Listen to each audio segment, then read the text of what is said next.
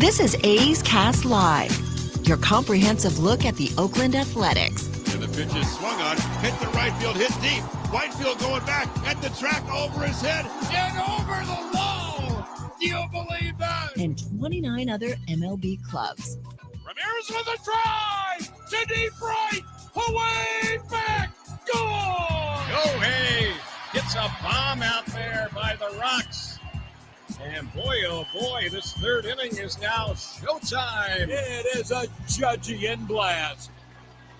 All rise. Here comes the judge. Join us as we take you inside the baseball universe, from humidors to spin rates to game-changing moments. We have you covered. Spend your afternoon with us next from the town, only on A's Cast Live. Here's Chris Townsend. Good afternoon, everybody, and welcome to another edition of A's Cast Live. It is Tuesday. I hope everybody enjoyed the day off as the Athletics continue. Do we still call this the homestand? Because really, when you sleep in your own bed, it's hard to call that a road trip. And these players don't care where they play. The big thing is that you didn't have to get on a plane and go anywhere. So is this like a, I'm not going to call it like a 10.5, but something almost like that for a homestand. It's a 10-game homestand. We have two in the second half. Just had one. We have another one. I think it's in September. Is this like an addition? Is this like a 12-game homestand? I mean, yeah. When the only thing you have to do to get across the bay, essentially, is take the ferry or the bridge. What about the guys that live in San Francisco? Scooter. It's even more of a home game. Muni, maybe the bus. Yeah, the Uber to take it right down. Or, old-fashioned, just walk. Take a cable car. Yeah, there's so many. The possibilities are endless. All righty, great show for you today. Obviously, it's going to be exciting over in San Francisco tonight. We're going to have a lot of fans over there as they're doing another. Will this also be a reverse boycott tonight over at Oracle Park? I think it's they're uniting the bay is what they're reunited, and it feels so good. Peaches and herb. I don't know if it's that, but I think it's unite the bay is what they're calling it. We're all going to come. They're all going to come together as Bay Area people. All come as one. The San Francisco Giants, who have been doing everything to kick out the A's out of the Bay Area, are now your friends. Okay. George Contos, World Series champion, of course. See him on NBC Sports Bay Area doing Giants pre- and post-game live. We'll be here at 4:30. And from the Farm Report, Bill Moriarty is going to stop by. I just saw that we got a text from Bill Moriarty. I think Bill, in our lives, not to say Bill has not been important in our lives, but I think Bill is more important in our lives than ever before. Oh, well, yeah, with all the transition and young guys we're trying to pay attention to, there's no one better to have boots on the ground than Bill Moriarty. I mean, Bill's got, it's almost like I'm not even going to put it on Ed Sprague. I'm not even going to put it on the Giants coaches. I'm going to put it on Bill to find us some pitching, because I know there's hitting down there, down in the weeds, as Shooty Babbitt likes to call it. Bill's got to find some pitching, because that has been the thing, and that happens to a lot of organizations who decide to go young and then do what, it's a rebuild, whatever the hell you want to call it, retool, is Justin Herbert. I just saw that too. 5 years, $262.5 million to play quarterback in the NFL. I'll give you one better. Jaylen Brown on the Boston Celtics is now the highest paid player in the NBA. He got a 5-year deal worth over $300 million. Justin Herbert's won what? I don't think has he even been in the playoffs. It's an NFL contract. He has. They lost to the Jaguars in the first round. It'll all be backloaded. The numbers are all, the NFL contracts are a joke. It'd be like, this guy signed for, and then you realize there's the big signing bonus. All of it's backloaded. So then years like Derek Carr. Is Derek Carr still a Raider? What about that huge? They backload everything, and then they punt out of those contracts. The agents just like to say, hey, I got the 262. I will say this. As much as I like the NFL system, and I wish we had it for baseball, it would be far better. I do like that we don't do contracts like that. I like the fact that I know that if I'm paying a guy like Trevor May's making what, $7 million. Trevor May's getting $7 million. Now, you know what the deal is. So if you got to trade Trevor May, and people, I guess, somehow believe that the A's would trade Trevor May and maybe eat some of the money. I think it was The Athletic that read that in. That's not happening. That's not happening. It was all to get a higher level prospect. That's not happening. At least you know what the money is. You know, I got a couple of things that I want to get into. Oh, yeah. So Bill Moriarty at 5:30, George Contos at 4:30. I am going to be petty. I have no problem being petty. I have no problem being a troll. I enjoy the San Francisco Giants' misery right now. I really do. I was giddy about it on Sunday when I was doing my scoreboard. We don't usually talk about the San Francisco Giants. Back in my 95.7 The Game days on my talk show, I got to rip them all the time, and it was fun. And it really, I had this relationship with Giant fans because they would listen. I mean, when you were coming to my talk show, you knew what you were getting. So they would listen. And then they'd be on the text line. I remember, what do we used to call that text line? Oh, boy. Whatever it was. They'd text me and be like, kiss DGDG.com text line. Kiss the rings, Townie. Kiss the rings. They used to have all this kind, because I'd rip Posey's not a Hall of Famer. Anything I could to troll Giant fan, I did. And I really enjoyed it. The San Francisco Giants had to do that little makeup, by the way, yesterday. A lot of people I don't think were paying attention. They had the bad weather in Detroit, like everybody does. Why didn't that stadium be forced to have a retractable roof? Anybody in the upper Midwest. Were those a thing when they built that ballpark? Yeah, they had them. What is it? What do they call that ballpark? Comerica? They had the Sky Dome was built in what year?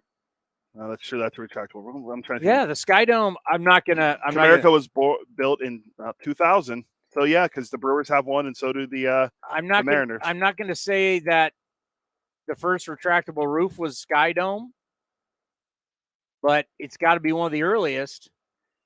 They all should have roofs. Minnesota should have a roof. Detroit should have a roof. Put a roof or a tarp over Wrigley. It's the amount of rain and bad weather games they have is ridiculous. So the Giants had to make it up yesterday. And when I woke up yesterday and my phone alerts me for some reason, I get Giants alerts. I don't know why. I must have a long time ago in my talk show days, by the way, probably put that in there for CBS. It goes, Giants and Tigers are starting. I went, oh boy, Motor City Kitties and my old friend AJ Hinch. Giants lost that 5-1. Giants have been outscored. They have lost 6 in a row. They have been outscored 34-9 during that time. The Giants have been limited to 1 run or fewer in 4 consecutive games for the first time since 2018. Hitless in the last 23 at-bats with runners in scoring position. Got them right where we want them.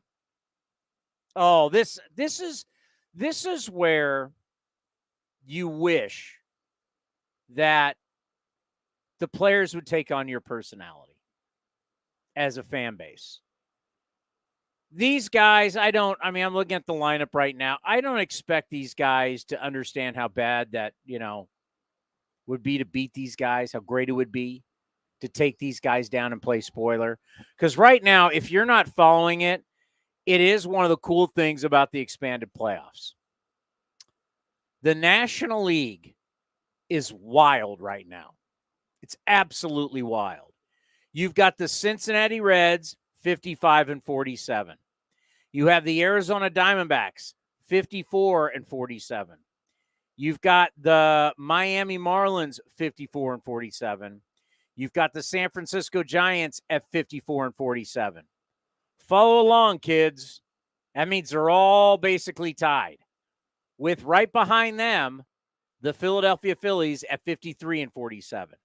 So essentially, one game separates the Reds, Diamondbacks, Marlins, Giants, and Phillies from those 3 playoff spots. 1 game. Reds have a half game lead over Arizona, Miami, San Francisco, and then a half game back and a full game back at Cincinnati is Philly. This is ultimate scoreboard watching. This is what parody does for sports. And this is flat out entertainment.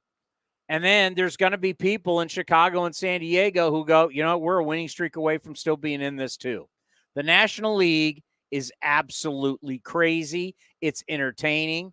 And the A's can be full on spoilers the next 2 games. Can you imagine? Well, we got 8 days for the trading deadline. Yeah, it's next Tuesday, the 1st. 8 days. And after that, there's no more waiver process. That's gone. You cannot get a player from another organization after Tuesday. This is it. And if the A's could go win, my God, this would be so great, and beat the Giants 2 straight, and the Giants are now down to 6 days left of the trading deadline, and they got an 8-game losing streak. It won't be as great as watching the Yankees be in last place. I relish that. I mean, I take a picture of it every morning just to make myself feel good. No, don't worry. Aaron Judge could be back this weekend. Everything's going to be saved. Season saved. Aaron Judge was at the Drake concert at Madison Square Garden walking Drake down. He's fine. So, yeah, Giancarlo was there too. He's fine. Problem is, Giancarlo he missed half the high fives coming down the stairs. I knew there was going to be some joke in there. It's pretty good. Too soon? It's great. It is great that they're in last place, though. Oh, my God. I mean, to watch the Yankees, well, actually, they're actually tied with Boston right now, so it's even better. To see Boston and New York at the bottom together. And Boston made a trade today, too. I don't know. Kike back to the Dodgers. I think I've seen this before. Now, it's funny. Kike Hernandez traded. I did not see who was. We did. Kike Hernandez, pretty decent name, World Series champion, good player, came over from Cuba, but not a big deal. But people are trying to make – this is how bad the trade deadline has been, is they want to make this a big trade. People want to, because this time of the year we want big trades, man. This is one of the cool things about our sport versus all the other sports. We have real trades where guys are changing, and this isn't that big of a deal. No, it isn't. They got 2 minor leaguers back. Boston did. Nick Robertson, who's thrown 10 in the 3rd innings in the majors this year, and minor league right-hander Justin Hagenman from the Dodgers. Robertson was already optioned to AAA. So 2 pitchers for Kike Hernandez, who was making $10 million this year. Weird to see the Red Sox do a salary dump. He's hitting 222 with an under 600 OPS. We just saw the Red Sox. We saw the Red Sox before the All-Star break. We saw the Red Sox after the All-Star break. Duran has become, that the guy who's built like a free safety. And he's fast. He's going to play. Duvall is going to play, and Trevor Story's coming back, so they don't need him. So it's just a salary dump. But how great would it? I hope A's players, please think about us tonight. Go out there and sweep these guys. Oh my God, and add to their misery. They've lost 6 in a row. And that is the best part about when you have interleague play and the teams in the same market play each other. Whether it's Cubs and White Sox, Angels, Dodgers, Mets, Yankees are starting a series tonight. You can't beat it. I guess Nats, Orioles. You can't. This is your chance to play spoiler. Games are always rowdy. I think it's great for our young players to play in these games so they get a sense of what it's like to play for a packed house, a game that's really spirited. Let's go. And I know Mark Kotze is not going to say anything to him, and I don't expect them to, but I wish they'd take on that passion. I wish they'd take on, how much this means and what it would mean. Take it to these guys for 2 games would be absolutely fantastic. Seeing Giants, one of my best friends is a Giants fan. So my doctor is a Giants fan. I went to the doctor today, and he had his Giants gear on. Don't tell me they're not into it. It'd be great to see the misery. I saw misery this weekend watching the Pirates beat the Angels in person. And then now watching the A's. Can the A's sweep the Giants? Oh, most of my close friends here are Giants fans. So it'd be great to see them all It unhappy. just shows the kind of clientele you hang out with. Oh, you know most of them. I know. That's my friend. That's my buddies are Giants fans, too. It's disgusting. But that's why it's so much fun. Let's go. And by the way, I know Ramon Laureano has come back. I am happy. I want to applaud Mark Kotze. I have the lineup in front of me. I want to applaud him for the lineup tonight because I don't care. I know Cobb's going and he's right-handed, but I am happy that J.J. Bleday is in the lineup. I can tell you about Geloff. I can tell you about Soderstrom, why I'm happy. We all know why we're happy for that. What time is Contos? 15 minutes. He's 4:30? Yeah. Maybe it's just me. I don't know how you feel. I was not an A.J. Puck guy. Maybe I'm too close to it and I know too much, and I fear what some of the people really thought about him, and some of those people are not here anymore. A.J. Puck wasn't really well liked in a lot of ways, and it wasn't because I'm saying he was a bad guy. A.J. Puck was just, is this guy just going to be a career rehab guy? You know, when you hang out with Dave Stewart and you talk with Dave Stewart, you understand, even at his age right now, and I'm not trying to age you, Stu. You know I love you. Stu's like 66. But Dave Stewart still commands the room like he's an ace in his prime. When Dave Stewart walks into a room, everybody, you ask George Contos. I mean, when you go over to NBC, I mean, we need to have our guy Brody Brazil on. I might be able to get him for tomorrow. Okay. Since we were supposed to have Marty Laurie, but Marty's not coming on, we can get Brody. Brody finally came on and did a video about the freakish things that he's been sick with. So if people wonder why I was doing so much TV, it's because Brody got COVID, had pink eye. I mean, just random stuff. He's fine, but he finally came out and explained it, which I'm very happy because people kept asking me, and you don't feel comfortable about talking about somebody else's health issues. So Brody's fine, and he finally addressed it on YouTube. So we should have him on. But when Dave Stewart walks into a room, and I'm telling you, like, NBC is basically, they're all Giants people, right? They're all Giants people. It is what it is. I'm not pulling the curtain back. Yes, they're our broadcast partner, but they are all Giants people. And they can be how they are, but they're not that way with Stu. When Stu walks in that room, everybody just kind of, the lion walks in. He's king of the jungle, man. He's the lion. He comes walking in. Everybody kind of scatters back into the jungle because he's the king of the jungle. That's who Dave Stewart is at 66 or 65. I think it's 66 now. Right? Yep. So that's not A.J. Puck. Is that A.J. Puck? I'm going to go with no. No. That's hang out with Dave Stewart. You now know what a big dog, ace, great champion is, right? So when this franchise finally said we're going to suck it up, yeah, he had a good year as a reliever, but we got a chance to trade for a guy that everybody thought. Everybody could have made a case. All 30 teams could have made a case for him to be the number one overall pick. And I can't even remember who the number one overall pick was that year. What was that? 17? What year was 19? 19? Who was the number one overall pick? Let me look. I'm drawing a blank on who it was. Because J.J. Bleday was fourth. I think how much we were talking about in this draft. No, the guy that got drafted number one is pretty good. Jacob Wilson. The guy that got drafted number one was Adley Rushman. Who? Nice little player. That switch hitting hack. There's a lot of people who could have made the case for JJ. I mean, JJ Bleday's stats out of college and what he did in the SEC.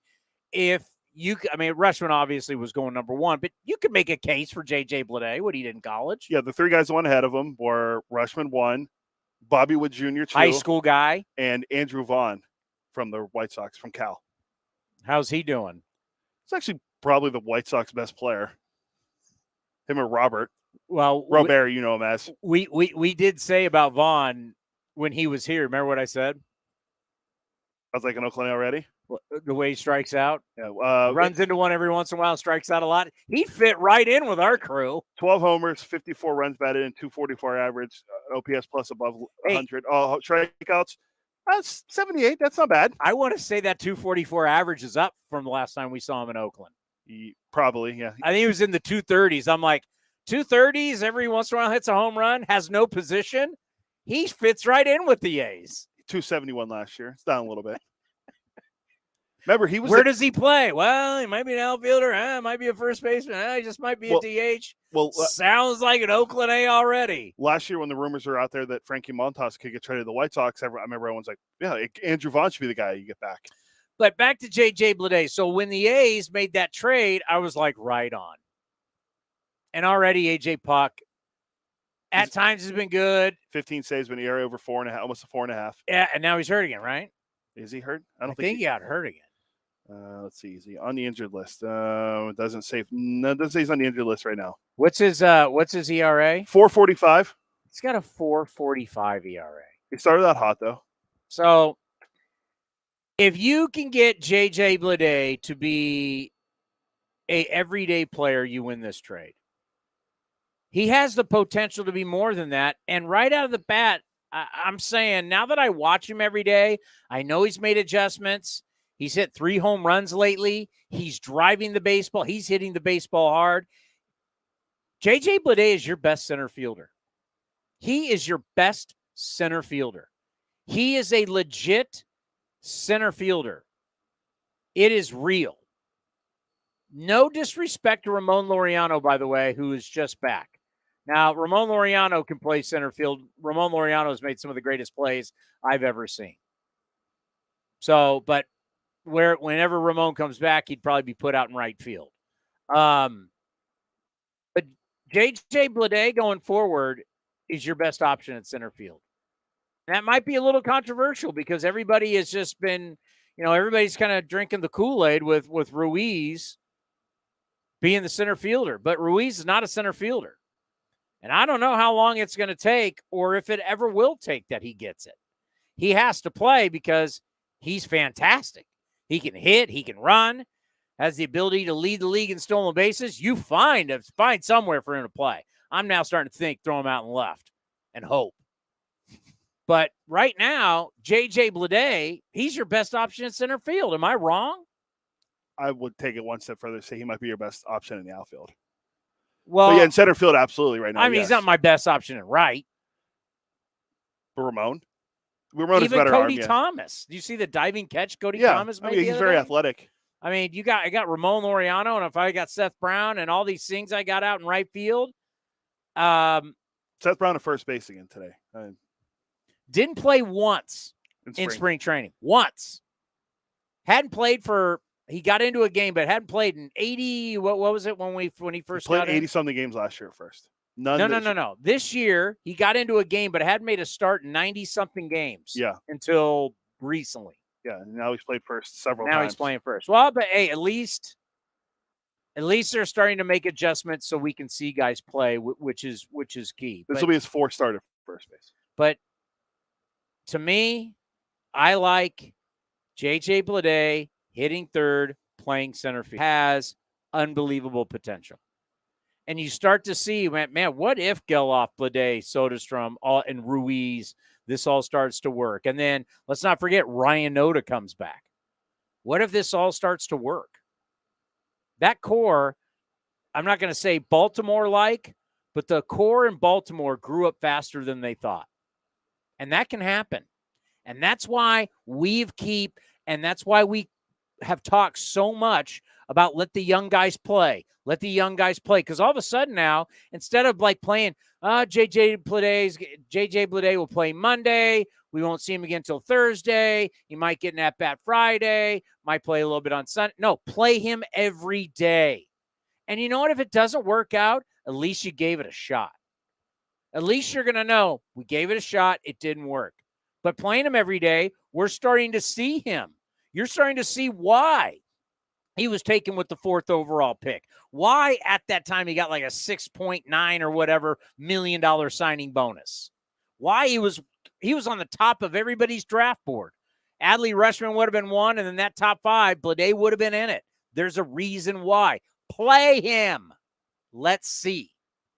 And right now, I can't even imagine. I mean, after watching, he can throw, he can run, he's got size. I can't even imagine watching Ruiz go back out there. It will happen, but I mean, I'm kind of in the camp right now. I would just like to see Blade play center field the rest of the way and see if he can hit. Yeah, I think you have to play him you have to play him as much as possible going forward because you want to see what you got with him. And he showed it over his last 12 games. I know he might only be hitting 250, but he has 3 home runs and he's driving the ball well. I want to see more of him. I mean, yeah, I was a big AJ Puck guy, but when I heard it was Blade coming back, I'm like, you know what? Blade's a guy that has so much upside coming out of the draft from Vandy, and then the Marlins, he just couldn't figure it out. He seemed to figure something out over the last few games. He fixed something with his swing. So let's see if he can carry that momentum going forward. Maybe he can hit a splash, what they call it, a splash hit at Oracle Park. Oh, my God, that would be great. Imagine him being one of the guys to put one in. Oh, my God. All right, who can go splash hit for us? Blade, Soderstrom, Seth Brown, Sodi. Jace could get it out there. Yeah. Nicky Knox. What about Cody Thomas? Cody Thomas. What if we just Noda if he was playing? What about for the next 2 days we rolled out like 5 splash hits? I can tell right now who the splash hit's going to be if it happens. And watching the guys in the canoes. I can tell you who it's going to be right now. It will probably be Tony Kemp will be the guy that hits the ball in the water. That'd be badass if Tony Kemp went. We're talking about Soderstrom when I was in Tony Kemp. His muscles like went out. Barry Bonds, yeah. Tony Kemp, boom, watching it go. Yeah. That would be great. Seth Brown, if there's all right, we should why don't we put like a little money on it? We can't bet money. Why don't we put like a little lunch on it? What, between us? Yeah. Well, who we think's going to do it? I mean, yeah. I'm going to be bullish. Tyler Soderstrom's first home run is going to be in McCovey Cove. Oh, wow. Sodi go yard, first ever bomb. Vengeance for Steve. How many players first ever bomb went into McCovey Cove? Has that ever happened? Oh, boy. Do we know any Giants researchers? Anybody care about the Giants that we know that can research that? Because I'm definitely not going to research it. I'd have to go. Oh, Tyler Soderstrom first home run in McCovey Cove would be like one of the greatest things of all time. Who are you taking, Brownie? I can't. I feel like a chump taking Brownie after you bring that up. God, that's like one of that you hit nail on the head. That'd be the greatest thing ever. How about could Geloff go Oppo Taco? Oh boy, Can he go Mike Piazza and go Oppo in it? I don't think so. I'll go. I gotta make it exciting. I'm gonna go Cody Thomas. All right, there you go. I was hoping you go Seth Brown's chalk. I'm not going. I was hoping you go Tony Kemp. All right, for lunch. 2 days, either day. Right. Either day. I'm going to go Cody Thomas goes. Yeah, Cody Bear do it today because he may not be in the lineup tomorrow. Who do the Giants got going tomorrow? They're TBD. They're going to throw an opener. Who knows what's going to happen, right? By the way, Aletmus is going to hit an Oppo Taco. Coming up next, World Series champion. And by the way, Chelsea, who is one of the great television producers in the history of television. I apologize. She's at NBC right now. She will be producing A's pre- and post-game live. Yes, you are not a Giants person. And I apologize. I lumped you in with all those dirt bags. And you are not. You are a beautiful human being. The world is better because you're in our world. So, yes, you are not a part of those scumbags who are all Giants fans at NBC Sports Bay Area. You know Chelsea. I do. I know all the producers. She's a wonderful human being. I know all the producers. I can't lump her in with all those dirt bags. Chelsea, fellow Sharks fan like us. Yes, she produces Sharks pre- and post-game live. See? There we go. She's in for a long year. Yeah, that's what I've been told, too. From my sources in New York, they said long year. Your sources? Cody's sources says Sharks might be in trouble. And so does every preview magazine. Coming up next, George Contos. He is fabulous on television. He'll join us next right here on A's Cast Live. Chevron with Techron has unbeatable engine cleaning power, and it gives you unbeatable mileage for all kinds of unbeatable destinations, like time in the sun at the beach, or time in the sun riding roller coasters, or a day in the sun hiking mountains, Well, probably just one mountain would be enough for a day, but hiking a mountain is still an unbeatable choice for how to spend time. Download the Chevron app now to get unbeatable mileage at locations near you.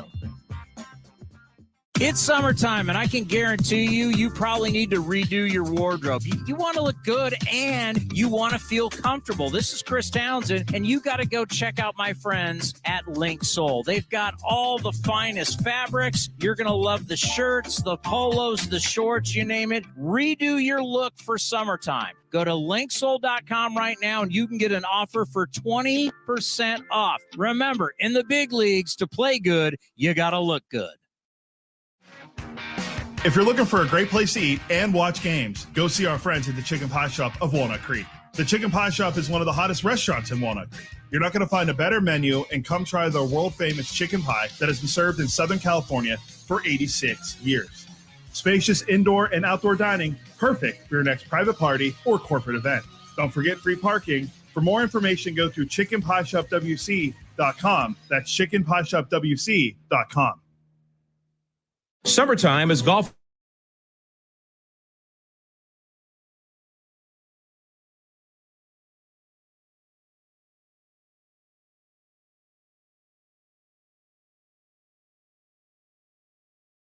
Incredible experience for any family, business, or social gathering. Nestled in the quiet hills of San Jose, summertime fun awaits you at Cinnabar Hills Golf Club. Learn more at cinnabarhills.com. That's cinnabarhills.com. And the underdogs Oakland Athletics win their first championship since they were in Philadelphia in 1930. Hi, I'm Raleigh Fingers, Hall of Famer, three-time World Series champion with the Oakland A's and World Series MVP. Winning takes teamwork, skill, and heart. So when you need an ace for a personal injury lawyer that will win you the game, go with the winning team. Call Venardi Zerata at 833-VZ-FOR-ME or go to vzlawfirm.com. Venardi Zerata, the official injury law firm of the Oakland A's. Like sports, business is about winning.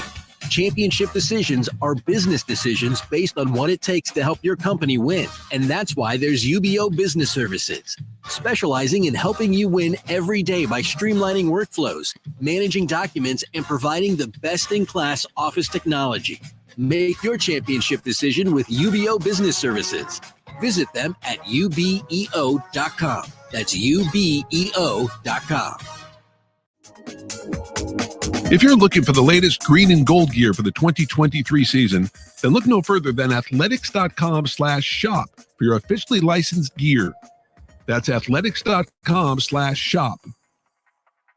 My friend Tom's family only has wireless for home internet, so it can be mad slow when everyone's online. But we get fast, reliable internet from Xfinity, so I can game with basically no interruptions. Ooh, it just leveled up.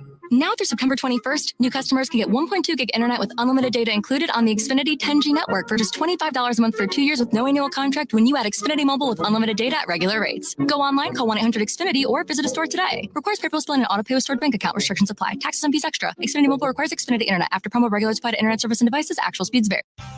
The A's YouTube page is your go-to destination for A's video content.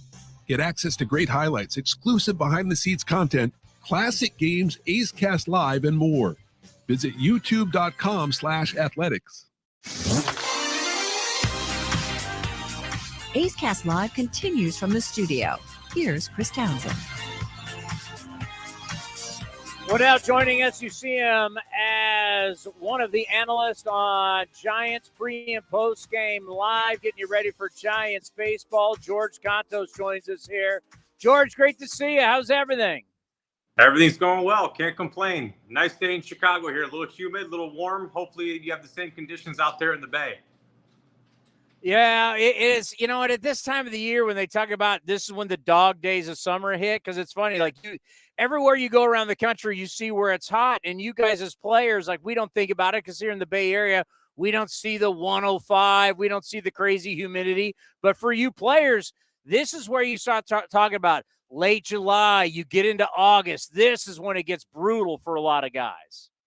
I'll tell you what, the majority of my career, I had it very easy playing in the Bay and having the same conditions that you guys have right there. But when you're in the Midwest right now, when it's 92, 93 degrees, 90% humidity, you get loose, at least as a bullpen guy, really quickly. So you can conserve some bullets when you're in the bullpen, and you know how hot and steamy it is. You know, it's funny. I was listening to some people talk on Sirius XM today, and because I've been warning everybody, I'm like, you got to get 4,374 outs a year, and that's not counting extra innings. Like, people don't think about this. There are so many outs that you have to go get, and now here we are at the deadline, and everybody's looking around. You got the buyers, you got the sellers, and everybody's looking at each other, and there's no pitching out there to get.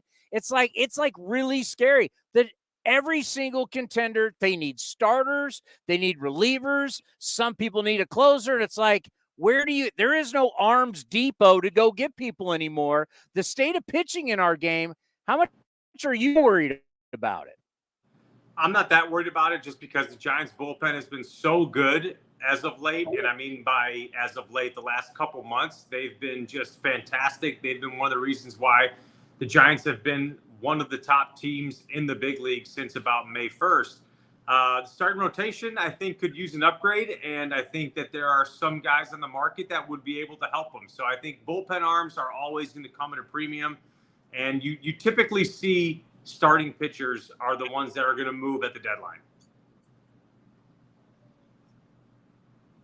What does that mean to a team when you guys are battling, you're in it, and you know your clubhouse needs something, and your front office goes out and delivers, whether it's an arm, whether it's a bat, but they deliver you something? What kind of shot in the arm is that for a ball club?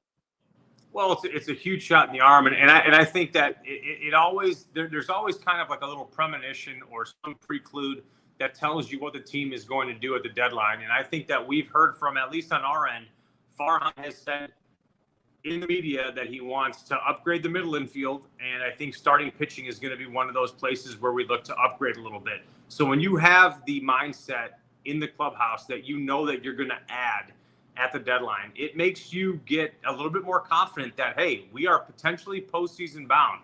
And if the season were to end today, unfortunately, the Giants wouldn't be. But you know what? They're right there in the division, and they're right there at the wild card. So I think they're, other than a 6-game skid that they're currently on, they've been playing pretty good baseball for the last few months. So the macro picture is actually really good. You got to experience Giants A's. You got to experience Yankees Mets. Is there a big difference when you get into these city rivalry games for the players? Do you feel that? You definitely feel it. I have experienced both. Yankees Mets was a blast. The Big Apple is a great place to play. It's where I started my career. If you can play in New York, I feel like you can play anywhere. But there's definitely something about this Giants-A's rivalry. There is definitely some bad blood. I've had a lot more experience in this Battle of the Bay or Bay Bridge series, or whatever you want to call it, going back to however far you want to go. But there's definitely some animosity between these two teams, and you have some fan bases that are very, very diehard about the teams that they choose to represent. So you definitely feel the pressure and the electricity when this series gets going. Well, right now, when you look at the standings, it's absolutely wild. We were just going over the wild card. When you got the Cincinnati Reds and you got the Arizona Diamondbacks, you got the Marlins, you got the Giants, you got the Phillies, they're all right there together right before the trading deadline. As a player, just how great is that where you know you got a shot? There's 3 spots you're all going after. I mean, it's what it's all about.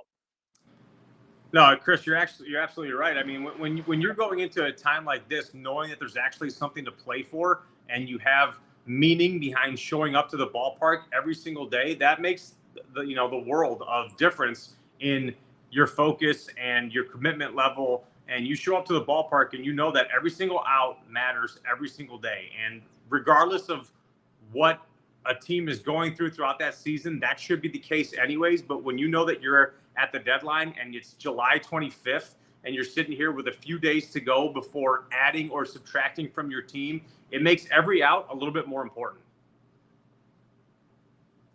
I think about the Giants right now, having lost 6 straight. Obviously, the offense hasn't gotten going. But how much do you as a Giants player, you just get done with that brutal long road trip. We just talked about playing in the heat. You're playing in bad weather. The tarps are coming on the field. I mean, the whole thing, because I know I've been there doing TV, doing the A stuff, and I look over, the tarps are on the field. I'm like, oh, God, I felt for you guys. Now you're home. Now it's a long home stand. How much do you think this is going to help this team rebound and kind of get out of this little mini slump? Oh, man, every time we used to get back to AT&T when I played, now Oracle, every time you get back to Oracle Park, you get back in your rhythm. You get back in a place where as a pitcher you have an advantage, and you always do, because as a right-handed pitcher, which there's a lot more of them, you always know that you have the ability to challenge a right-handed hitter to the opposite part of the field, and that is just such a mind-easing thing to know, because they're always taught to get guys away, down and away. If you're a right-handed pitcher, you're facing a right-handed hitter, down and away is your safe zone. If you're going to challenge a guy to go the other way, not one opposite field home run has been hit into McCovey Hove in the history of the ballpark. So that's one of those things where you get back to Oracle Park, you're in the rhythm and the routine of your home ballpark. You're on a little bit of a skid. You've been out east. Things have been a little bit different. You get back, you get a little bit more comfortable and confident, and that six-game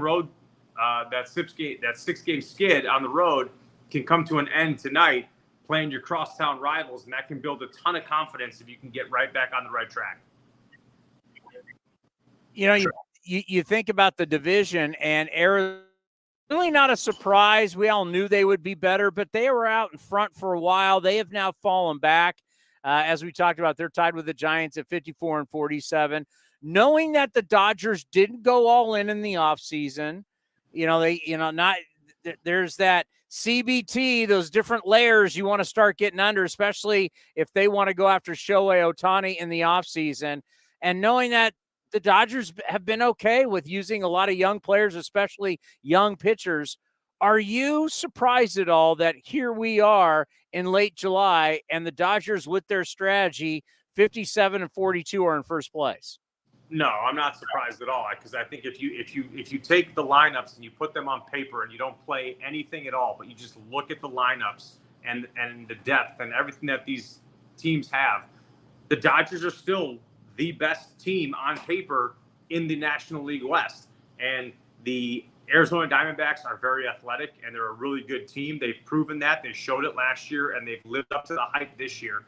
The Giants have done a really good job since May 1st of playing really good baseball, and they've been firing on all cylinders up until just a couple days ago. But I think it was the expectation that the Dodgers were still going to be the favorite in this division. And you can expect that they're going to add at the deadline, and they're going to try and fill every hole that they possibly have. They have prospects to spare. They have money to spare. They've cleared payroll for the, as you mentioned, potential of signing Shohei Ohtani. The Dodgers are still the powerhouse in this division. And the fact that the Giants and any other team are still this close within striking distance at the trade deadline is really encouraging, because this is still up for grabs. The wild card spots are up for grabs. The division is still up for grabs, and that's a win for everybody else other than the Dodgers at this point in the season.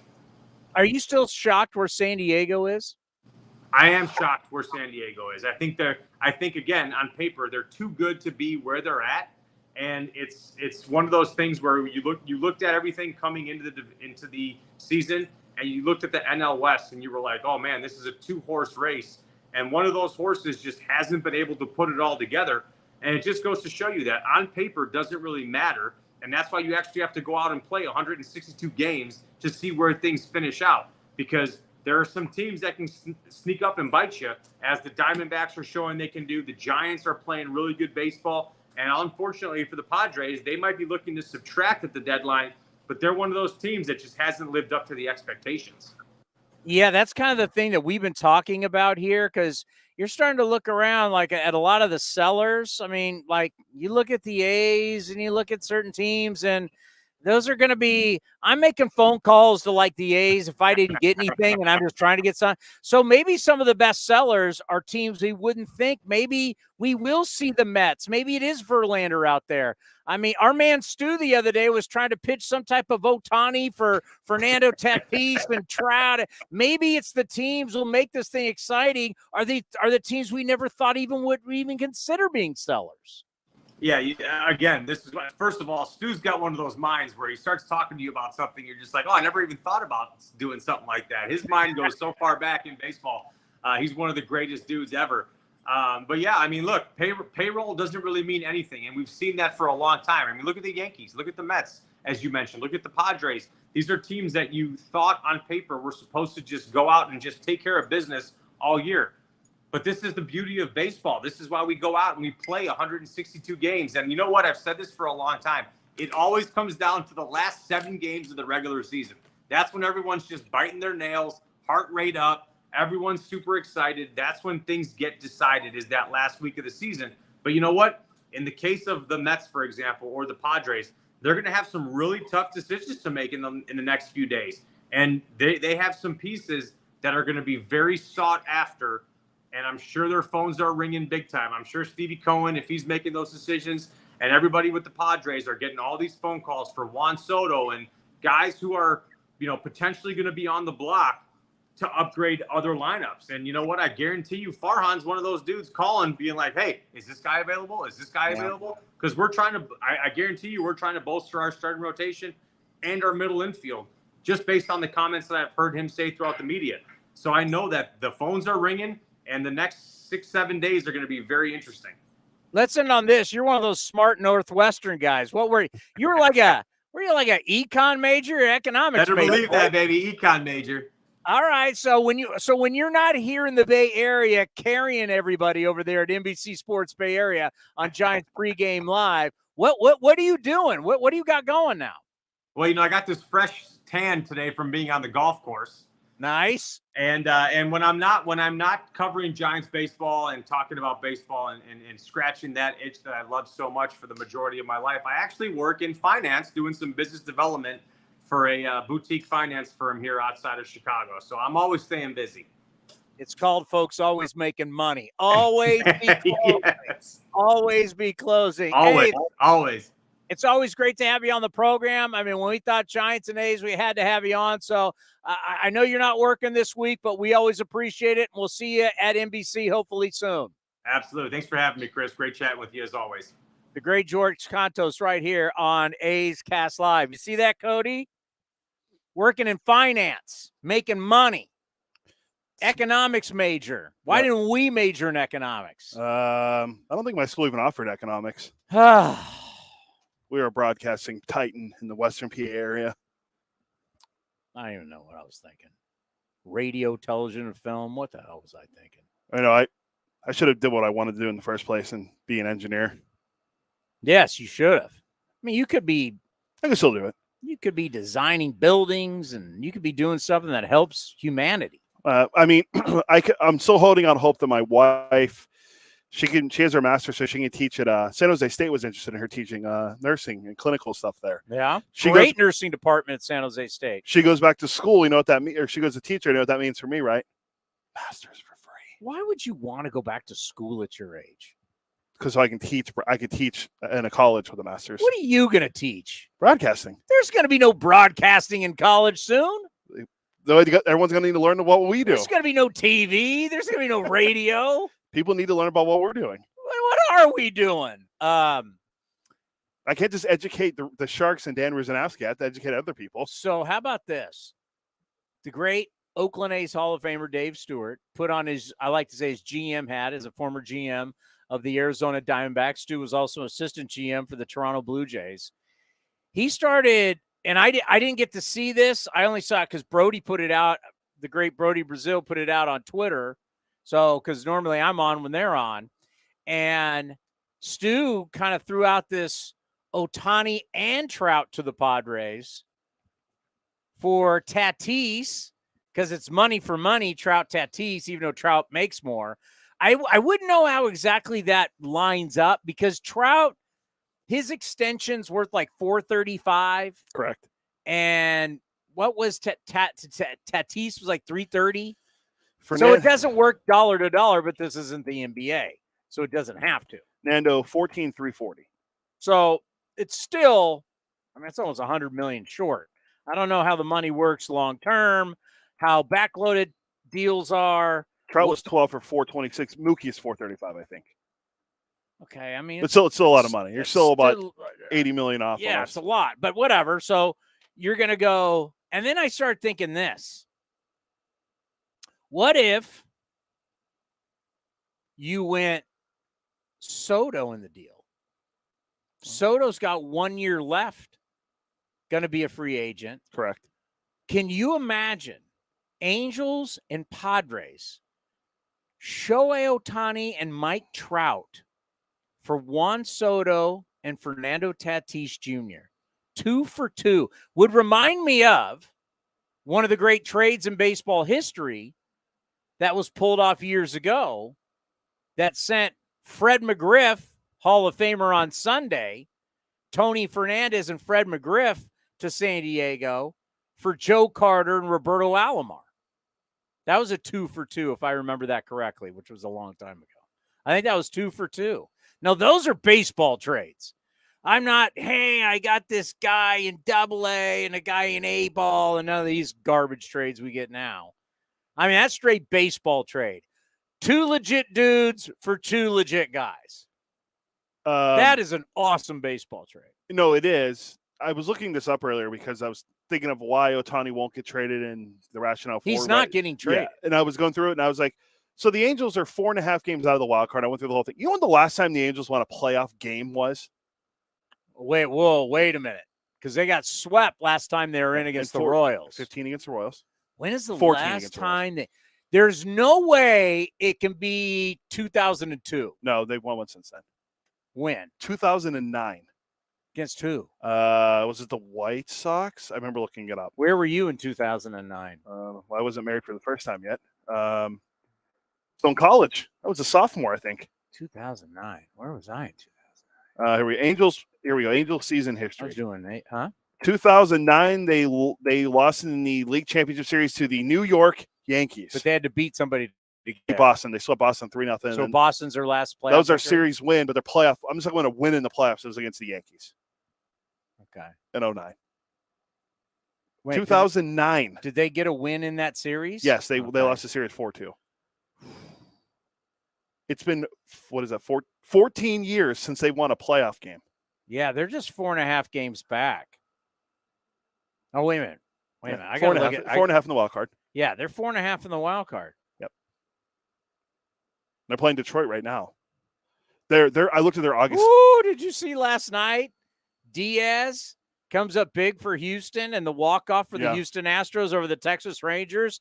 It's getting close. Someone had a good tweet. It said, hey, 2 games now. Someone said Ranger fans getting Yankee fans letting Ranger fans know what Chapman does at Minute Maid Park. Here's the Angels schedule in August. 2 games.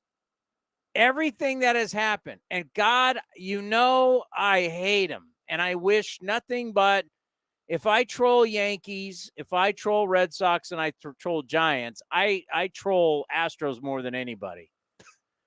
I wish nothing but bad things on them. But they're only 2 games back. I want everybody to think about that. I still think they win the division, but who am I? I want everybody to think about that. Altuve gets hurt. Still hurt. In the World Baseball Classic. I haven't seen Jose Urquidy. Where's he? He's hurt. That guy Jordan, so let's come back this weekend. Who was carrying my fantasy league team. That's back when I was in the 80s. Yeah. I've fallen off without that guy. Yeah, we haven't seen you in a while. I haven't made a move in, I think, 2 months. Jordan, they've been without. I mean, Jordan as a offensive player, you would say your top 3 offensive players the last couple of years in the American League: Judge, Ohtani, and Jordan. I 100% agree. Okay, so you're talking about, and all the love goes to Judge. He's a Yankee. He deserves it. All the love goes to Ohtani. He's an Angel. He deserves it. But Yordan Alvarez has been just as good as those guys. As a run producer, Yordan Alvarez is a badass. And they've been without him. And they're only 2 games back. And it was Steve Sparks, the former the knuckleballer. And by the way, I'm going to have to tell him, thank you for that. I will be getting the blood test for my heart. Calcium score. The calcium score. Folks, you got to pay extra for it. Actually, I have to go to a special lab to get it done, but I'm going to do it the next couple of days based on the reporting that our friend Steve Sparks told us that he had a heart attack and he was dead 3 times and they zapped him back 3 times, still alive today doing play-by-play, but has informed all of us, get your calcium score to get the buildup of the calcium, your heart, your arteries. I'm going to do that. I would have never known, never even thought about it without the great Steve Sparks. But he told us Yordan and Altuve have only been in the lineup 13 times together this year. Yeah, it's crazy. And they're only, once again, 2 games back after they took Texas. There's some great series going on right now, some great games. But last night, another fight starting between the Astros and the Rangers, and the Astros take the game last night. I think it was 10-9, 11-10. It was another wild one. It was a walk-off hit by Diaz. Or Yordan could come back tomorrow. So there you go. You can maybe be getting your guy back. So looking at the standings for the Angels, they're still in this thing. But wow. Back to Dave Stewart, A's Hall of Famer, throwing out, why not throw Trout in there with Ohtani? And you know what? Long term, I'm not a Fernando Tatis Jr. fan. I am not. Everything you learn about him and everything you learn kind of from the inside, he's not a good guy. Even though Nando was the face of baseball, everybody wanted to make him the face of baseball until people started to kind of realize the kind of guy Nando is. Elite right fielder, though. And a liar. Yeah, well, and not a great guy. Ringworm. But it was ringworm, allegedly. I don't know. Him at that age, what age Trout is going to be, what age Ohtani. Well, not really Ohtani. Well, Ohtani's what, 28? Yeah, now he's 29. And by the way, Ohtani's been terrible on the mound lately. Yeah, well, he's got an 8 ERA. Yeah, gave up 4 home runs to the Pirates. Henry Davis first got every 2 home runs in a game against him. I mean, think about that. Ohtani, it's not like everybody's like, oh, you're getting 2 players. Well, Ohtani's ERA is really shot at. What's his ERA? It's over 4. He just turned 29. He's 29. I got to go to his pitching page because for some reason it doesn't have. And what? Hey, and I'm not going after Ohtani. I'm just giving you facts, right? Because everybody with Ohtani 3.71 ERA is drinking the what is it? 3.71 for the season. Yeah. For the month, it's like in the 8. And his last 3 starts, he's 1-2 with a 7.71. Go like his last 6-7 starts. How about I go June to July? 8 starts. He is 3-4 with a 4.82 ERA. Okay, so basically, since the start of June, he's got a 4.82 ERA. That's not ace-like. He's been getting hit. And he's been getting blisters and fingernail things. And twice has been coming off the mound with a trainer. And for the last month or so, he's got almost a 5 ERA. It's not like you're trading for, Verlander when the Astros were trading for him. But you're getting the hitter. I get that. The skill set is incredible. It's amazing. But how about that? Dave Stewart throwing it out there. I mean, if I'm the Angels and I could get Tatis at his age. There's Nando, 24, I think. He's young. No clue, but he's young. I think he's 24. I can get 24. I can get a guy who's not sniffing 30, who's already under contract. The great thing about this deal for the Angels, and I can't believe I'm brokering a deal for Perry Manassian, but I'm thinking about that. I know because everything's about roster construction and it's about money. And this is a built-in cost. If they've already signed him for, what was it, $340, and a lot of that 14 for $340, yeah. And a lot of it is backloaded. But the early years weren't that much money, if I remember correctly. But whatever, I know what I'm paying. I know what I got. It's cheaper than what Trout is. He's only making 7.7 this year. But when do the big dollars kick in? He doesn't make it goes 7.7, 11.7, and then 2 years of 20.7, then 25, 2 years. So he doesn't make over 30 million until he's age 30 in 2029. So once again, when it comes to roster construction and contracts, I know what that contract is till what year? What was the final year of that deal? 2034. So till 2034, as the Angels, I know what the cost is, and I can work that in to all my data and how much I want to spend. It's a built-in cost. I now know. I don't have to worry about renegotiating. I don't have to worry about signing him. He's signed. I know what it is. And it's cheaper than Trout. Not until 2034, because Trout's deal doesn't run, I think, that long. But I know what it is. It's cheaper. I know man, can you imagine trading in the same deal? Would be the juiciest deal in the history of baseball to trade Ohtani and Trout in the same deal. Think about it this way too. Soto's only 24 also. So that's why I said I'm throwing in. I'm going to throw in two guys. Hey, listen, I'm not, we're all going to get, in the end, Ohtani's probably going to sign with the Dodgers anyway. So unless and I know a lot of people out there, you've been hearing a lot of people, and they're fools, but they're out there going like, oh, you got to trade Ohtani for not draft picks. You got to trade Ohtani. Oh, well, okay, Colin Cowherd, calm down. You got to trade him for prospects. Well, I don't know if anyone's going to give you anything. I don't know. And if at the last minute you're not getting any of these prospects that are going to everyone has this belief that you're going to go out there and trade Ohtani and just refill, like you're stocking fish in a lake, and you're just going to refill your organization. I don't know if it's there. So that's where I present you Juan Soto. That gives you a year of Juan. That gives you the rest of the year with Juan Soto. That gives you next year with Juan Soto. And if you want to wine and dine Juan Soto, here's your opportunity. Is he represented by Boris? Yes. Boris, who has a suite at Angels games. Can the Angels afford him, Rendon, and Tatis? Tatis is cheaper than Trout. I know, but they still have Rendon, and they want to resign. Rendon's a problem. That's a whole nother. Can they get AJ Preller to take Rendon in the deal? Who's going to be cheaper, Soto or Ohtani? Soto. Hypothetically, it's right now. So I've just saved Perry Manassian money on Trout and Ohtani by getting Tatis and Soto. Right now, Soto has more walks than hits still. Yep. Just throwing that out there. But he has a 913 OPS. I'll tell you another one. For all those Soto lovers, boy, he doesn't score for as amount as for the amount. Let me tell you something. He scored 58 runs. When Ricky Henderson walks, what happens? Steals and scores. When Ricky Henderson walks, panic happens around the ballpark, right? Alarm signs were going off when Ricky Henderson walked, right?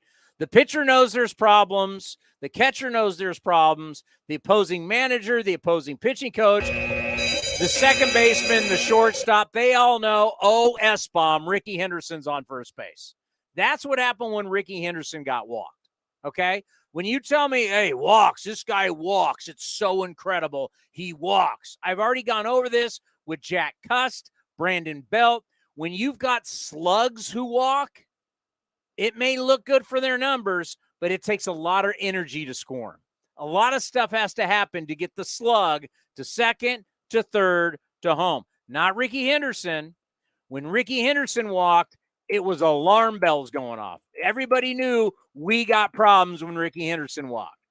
Do you think people think when Juan Soto walks do you think everybody goes, uh-oh? No. I'm looking at it right now. Albert Pujols in his career, and he's one of the slowest guys ever. 1, 2, 3, 4, 5, 6, 7, 8, 9, 10. Around it, he had 99 one year. I'll say 11 times in his career he scored over 100 runs. How many times has Juan Soto done that?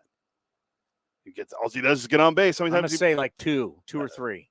Twice. He did it at age 20. And he's not even sniffing it this year. And he's at 58 this year. He had 39 93 runs scored last year in 153 games. I mean, the amount of times he walks, this guy, if Kevin Youkilis was the Greek god of walks, this guy, oh my God, this is the greatest walker since Tad Williams. You'd think he's scoring 150 runs a year.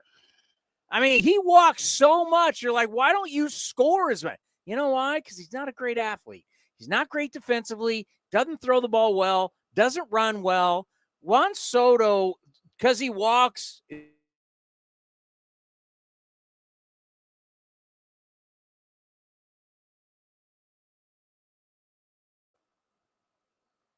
What, his ability to walking it? Yes, I think so.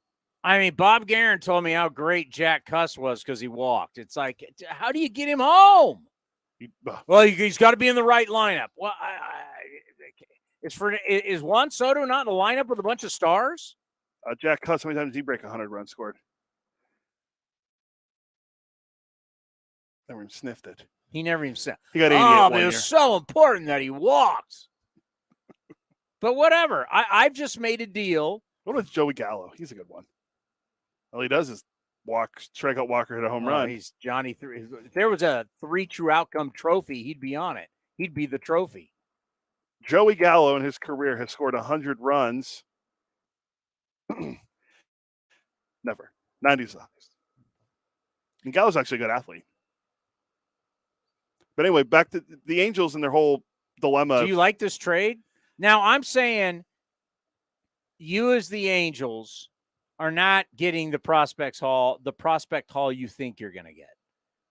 You're just not getting it. No. Okay? No, I'm saying if you don't. Now, if someone wants to open up, which you got 8 days, but in 7 days, nobody has opened up, as I said, like restocking a lake and you're just putting all these fish in the lake. If you're not getting that from Baltimore, if you're not getting that from Seattle, San Francisco, Tampa, I don't know who else would be in it. Dodgers are just going to buy him. Yankees don't have anybody to they give. Apparently, did you see the new team that checked in on him? The D-backs. All right. Do you really think the D-backs who have fallen back now are going to give up prospects for Corbin Carroll for Ohtani? Who says no? Anyway, I don't think he's moving. But let's just say after 7 days, you're not even getting close to the prospect haul you thought you should get. Would you do the Juan Soto? Juan Soto, Fernando Tatis Jr. Trout's got a no trade, right? So he's going to have to prove it. Yeah. But would you do it? This is coming. This is all started from A's Hall of Famer Dave Stewart, by the way. I would, mainly because the guys you're acquiring have a playoff. They've won some playoff games. That's you built your whole organization around Trout. Every little kid in your fan base has a Trout doll, Trout blanket, Trout barbecue set, Trout beach towel, Trout hat, Trout jersey, bobblehead. You've built everything around Mike Trout. You're going to get rid of Mike Trout, the guy that you want when you, at some point, the Angels, they want a new ballpark right now also. Someday you're building this big statue out in front of your ballpark of Mike Trout. You're going to give that away. Yeah. For Fernando Tatis Jr. Younger. Plays better. All right. Might be a better outfielder than Trout, too. All right.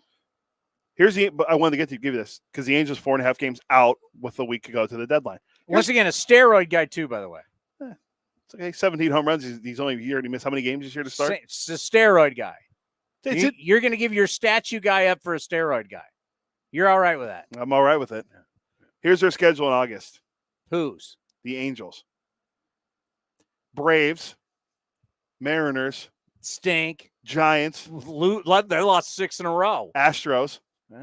Rangers. Struggling. Rays. Struggling. Reds. Struggling. Mets. Struggling. Phillies. Struggling. Hey, you think I'm joking? Go over those teams again. Rays have been awful. That's true. Rays have been awful. It's okay when they get Reds had their run. They have fallen back. Mets are terrible.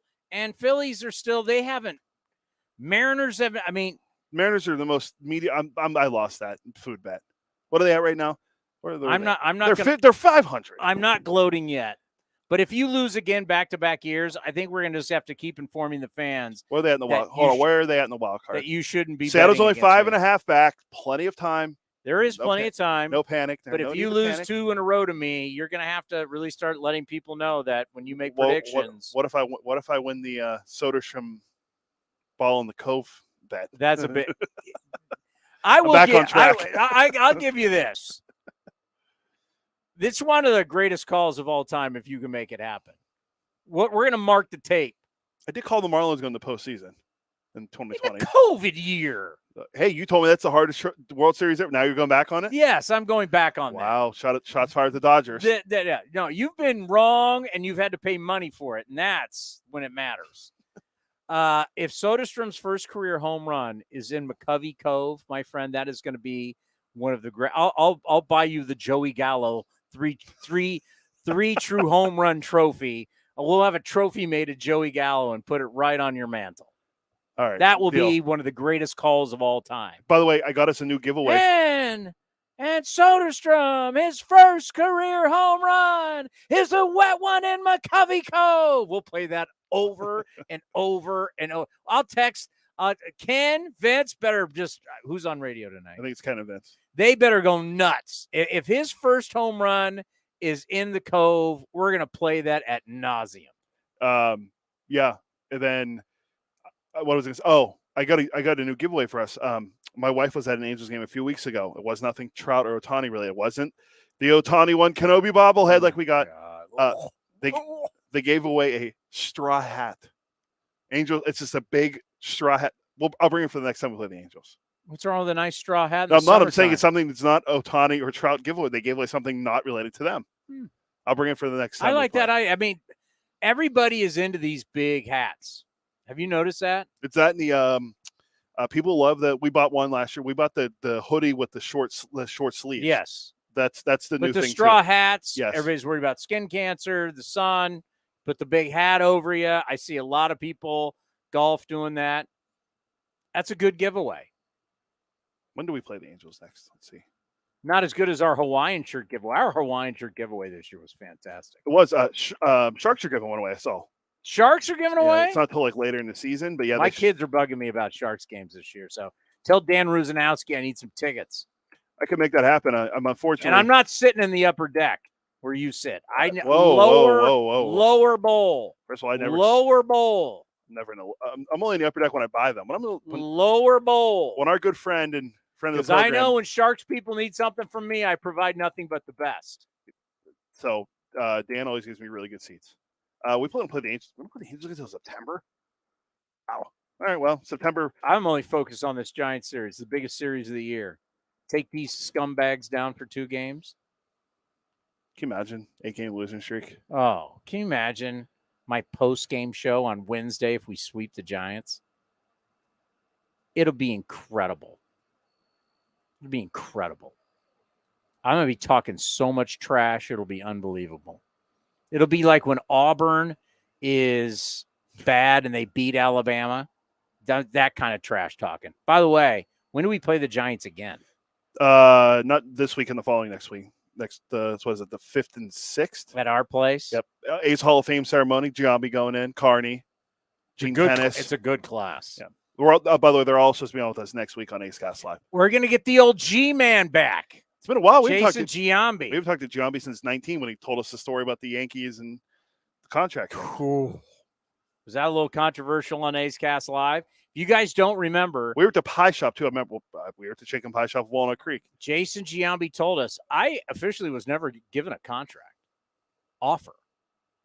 And we were like looking at each other. We weren't on video then. It was just audio. And we were just only. looking at each other like, did he just say that?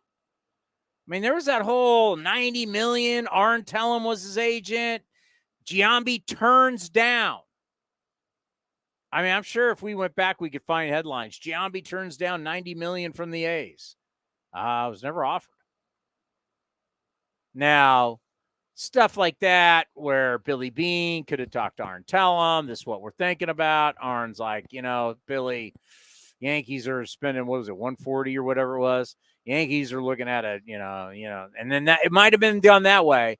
But in the player's mind, I was never given a contract, not a real offer. He wanted to see paper. Or something. And if there was just talk, because as Brad Pitt taught us as Billy Bean in Moneyball, you're just talking. You're just talking. Giambi wanted to see ink on paper. What would they have done? What year was that? 2001 going into 2. We were doing emails then, right? Yeah, email was a thing.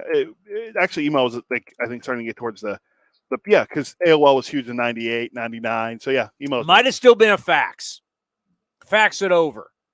Yeah, Giambi's first year with the Yankees was 2002. So it would have been 01. 01, yeah. Maybe it might have been a fax. Fax it over. Let's take a look at the parameters. Fax it over.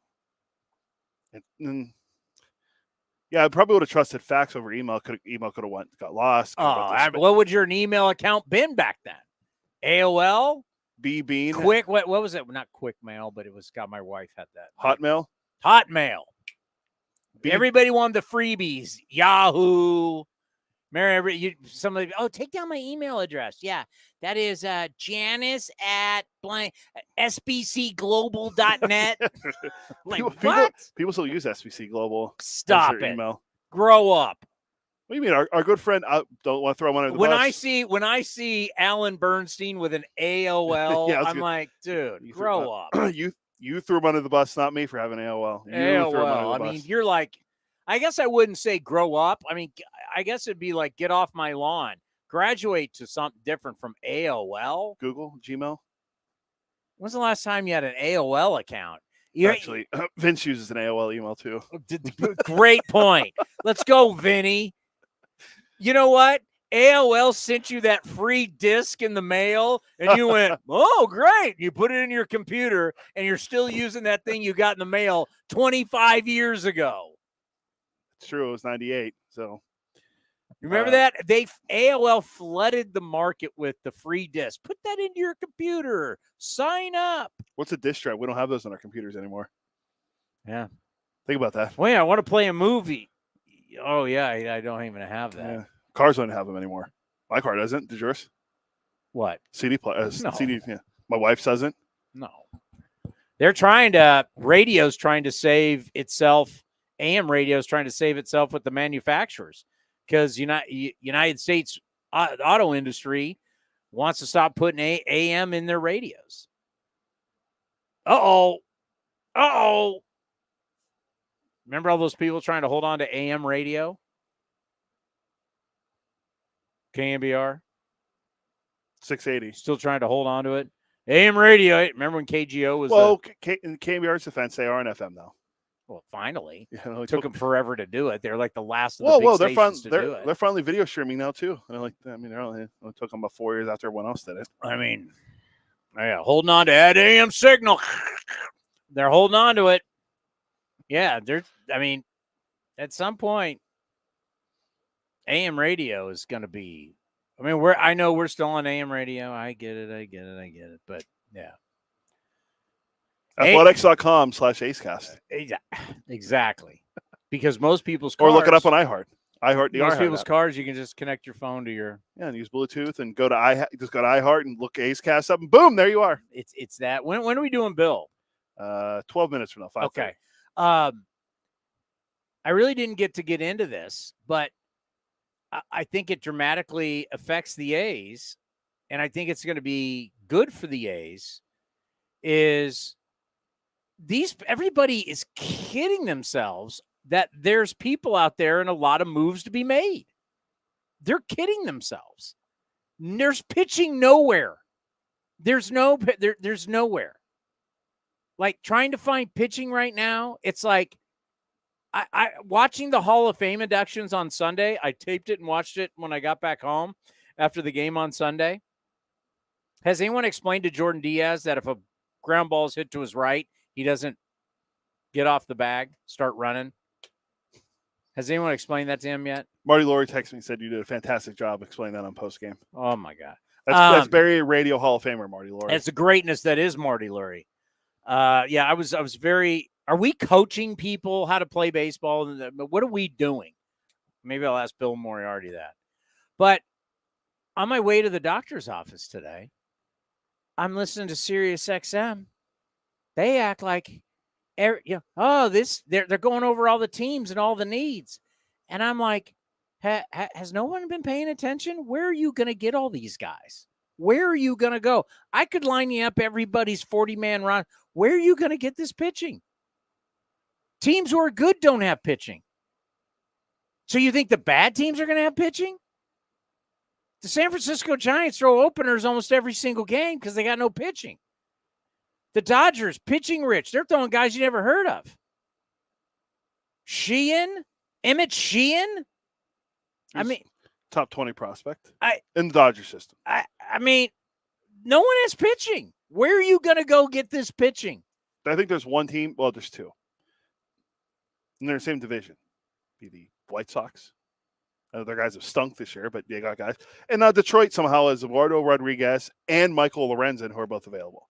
Okay, if Michael Lorenzen is somebody you're like, well, that's an all-star. Watch it. That's a guy who's carrying me to the World Series.